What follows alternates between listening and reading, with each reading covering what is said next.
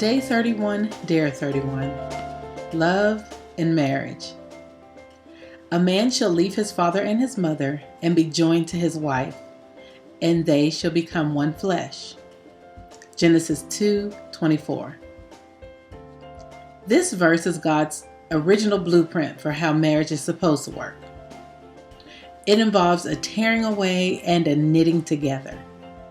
It reconfigures existing relationships while establishing a brand new one. Marriage changes everything. That's why couples who don't take this leaving and cleaving message to heart will reap the consequences down the line when the problems are much harder to repair without hurting someone.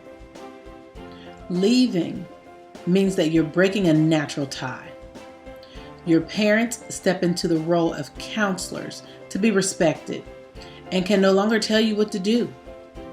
Sometimes the difficulty in doing this comes from the original source. A parent may not be ready to release you just yet from their control and their expectations. Whether through unhealthy dependence or inner struggles over the empty nest, parents don't always take their share of this responsibility. In such cases, the grown child has to make leaving a courageous choice on his own. And far too often, this break is not often made in the right way. Are you and your spouse still living with unresolved issues because of a failure to cut the apron strings?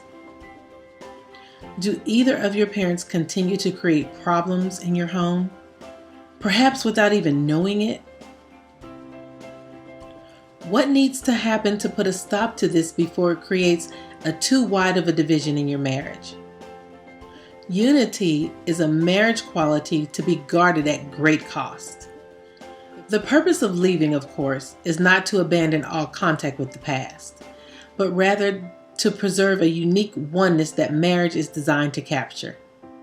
Only in oneness can you become all that God means for you to be in your marriage.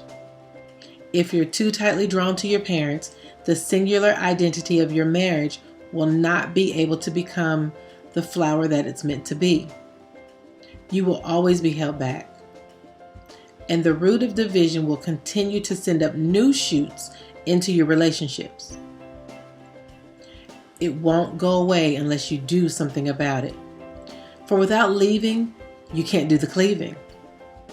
You need the joining of your hearts that's required to experience oneness.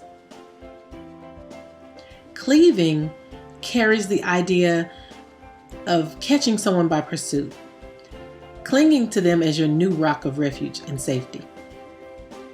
This man is now the spiritual leader of your new home, charged with the responsibility of loving you, just as Christ also loved the church. This woman is now one in union with you, called to see to it that she respects her husband. As a result of this essential process, you are now free to become everything that God meant when He declared you one flesh. You're able to achieve oneness in your decision making, even when you begin from different viewpoints. You're able to achieve oneness in your priorities, even though you've come from different backgrounds. You're able to achieve oneness in your sexuality and your affections toward one another, even if either or both of you have memories of impurity from your premarital past. God's decision to make you one flesh in marriage can make anything possible.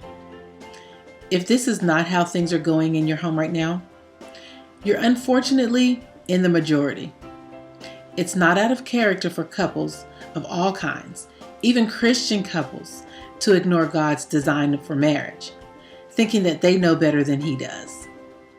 Genesis 2:24 may have sounded nice and noble when it was wrapped around and shared in the vows at the wedding, but as a fundamental principle to be put into place and practiced, this just seems too difficult to do sometimes.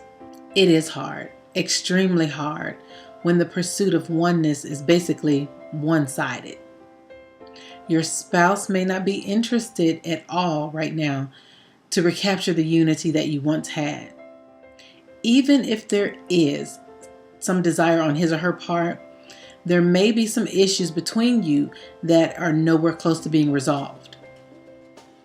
But if you'll continue to keep a passion for oneness in the forefront in your mind and your heart, your relationship over time will begin to reflect the inescapable one flesh design that is printed on its DNA. You don't have to go looking for it.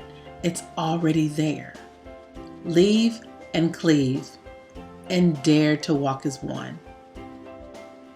Today's dare. Is there a leaving issue that you haven't been brave enough to conquer yet? Confess it to your spouse today and resolve to make it right. The oneness of your marriage is dependent upon it. Follow this with a commitment to your spouse and to God to make your marriage top priority over every other human relationship. I dare you. Now get to work.